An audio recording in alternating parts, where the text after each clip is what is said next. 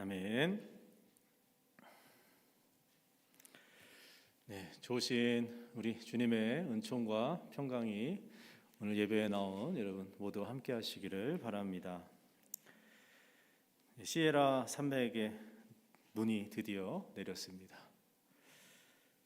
가을이랑 겨울이 가을의 뒤를 바짝 따라서 겨울이 오는 것 같습니다. 또 추운 날씨에 하나님께서 우리 성도님들의 건강을 지켜주시기를 바랍니다. 내일 모레는 그 대통령 선거가 이제 끝이 나지요. 또 중동 지역에서는 계속 또 전쟁의 그런 위기들이 고조되고 있습니다. 북한은 또 러시아와 우크라이나 전쟁에 파병을 해서 또 우리 한반도에 또 어떤 일들이 일어날지, 어떤 여파가 있을지 또 많이 걱정스러워지고 있습니다. 스페인 발렌시아에서는 8시간 동안 1년치의 폭우가 쏟아졌다고 합니다. 그래서 또 많은 피해들이 일어났다는 그런 뉴스를 접했습니다. 우리 교회도 또 다음 주가 지나면 또 한 번의 변화를 겪게 될 것입니다. 계절도 변하고 우리가 살고 있는 이 나라 또 정치도 변하고 국제 정세도 기후도 교회도 또 우리의 개인의 삶도 많은 변화들이 찾아옵니다. 갈피를 잡을 수 없는, 내가 원하는 대로 통제할 수 없는 이 변화와 격동의 시기에 우리는 어떻게 살아가야 하는가? 오늘 그런 우리에게 하나님이 주시는 위로의 말씀이 이사야 43장입니다. 본문 1절에서 하나님이요 야곱아 이스라엘아 라고 부르십니다. 하나님은 성경에서 항상 인간을 부르시는 하나님이시죠. 에덴 동산에서 아담이 선악과를 먹고 범죄하였을 때 그래서 하나님을 피해서 숨었는데 하나님이 그런 아담을 찾아오셔서 아담을 부르십니다. 아담아, 내가 어디 있느냐? 여러분, 예수님은요 물고기를 잡고 있던 이 베드로를 찾아가셔서 너는 이제 개바다, 반석이다. 내가 너를 사람 낚는 어부가 되게 하겠다. 예수님은 베드로를 물고기를 낚는 어부였던 베드로를 사람을 낚는 어부로 부르시죠. 성경에 나오는 이 하나님의 부르심은요 사람을 정죄하고 또 그 사람을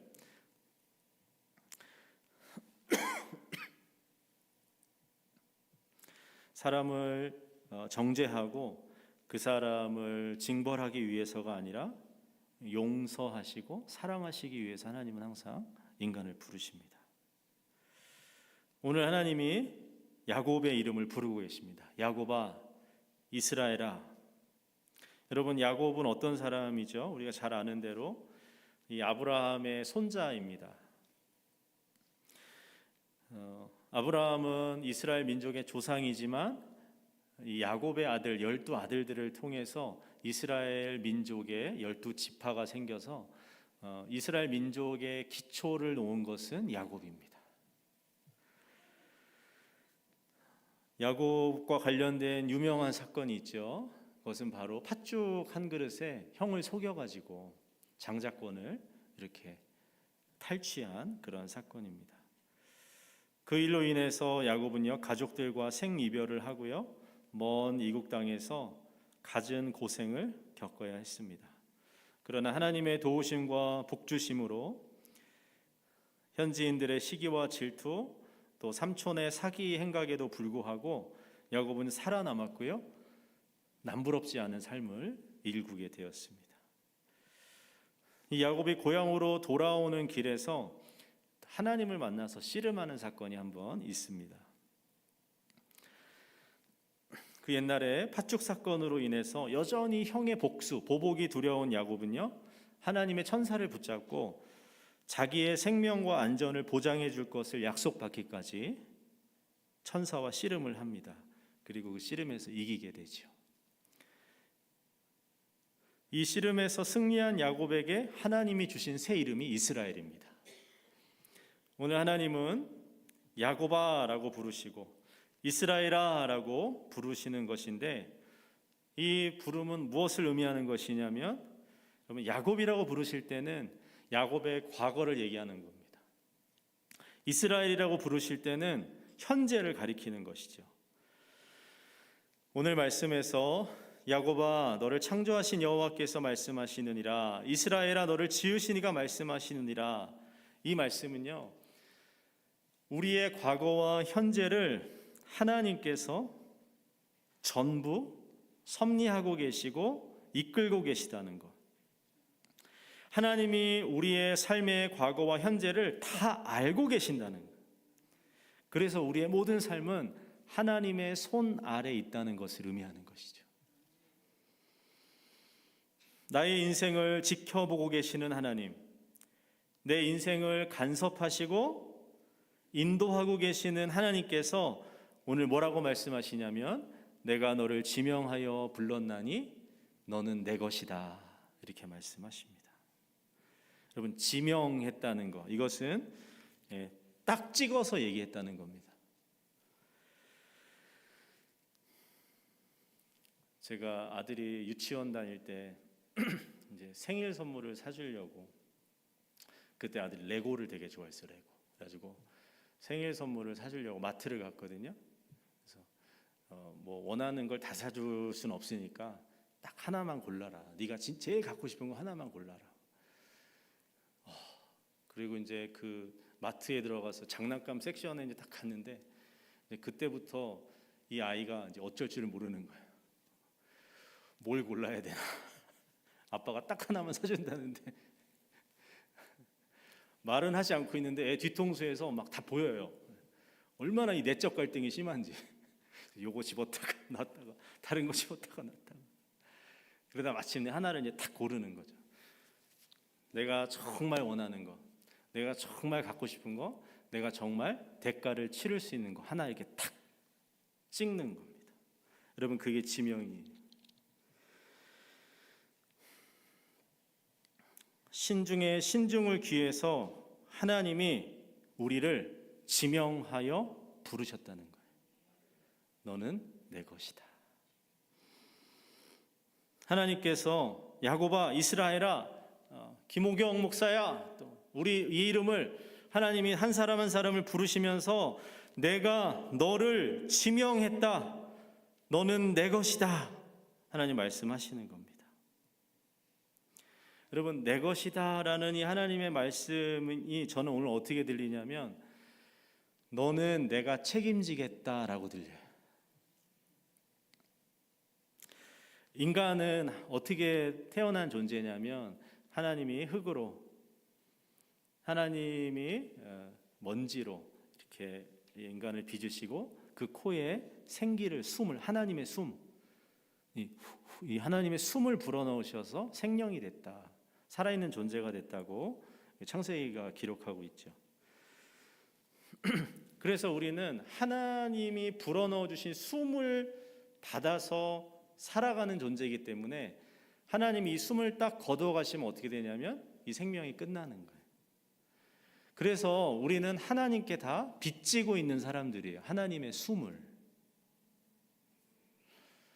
하나님의 형상을 가지고 있고 하나님의 숨을 불어넣어 주셔서 인간이 되었기 때문에 우리는 기본적으로 하나님의 겁니다. 그런데 오늘 하나님이 너는 내 것이다 라고 하시는 말씀에는 단순히 하나님의 소유권을 주장하시는 말씀만이 아니라 내가 너를 책임지겠다라는 말씀인 거예요. 네가 나의 것이기 때문에 내가 너를 책임지겠다. 여러분, 이것이 하나님의 마음이고 의지인 것이죠. 제가 짧은 시간 미국에서 살아보니까 성도님들은 안 그러실 것 같아요. 믿음이 좋으셔서. 근데 저는 아무도 나를 책임져 주는 존재가 없다는 것이 참 두렵더라고요.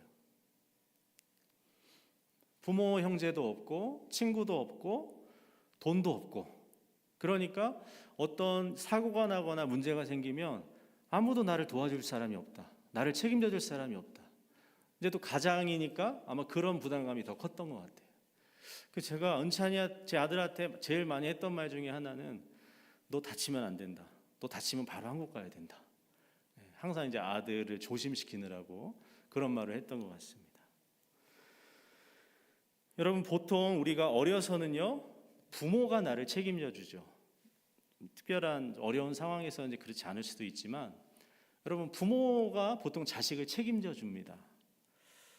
자라고 나서는요, 또 친한 친구들이, 동료들이 자기들을, 결혼을 하면 배우자가, 또 교회에서는 함께 신앙생활을 하는 교우들이, 또 내가 늙어서는 자녀들이 나를 책임져 주는 그런 나의 삶의 짐과 고난을 나눠 짊어주는 사람들이 있습니다.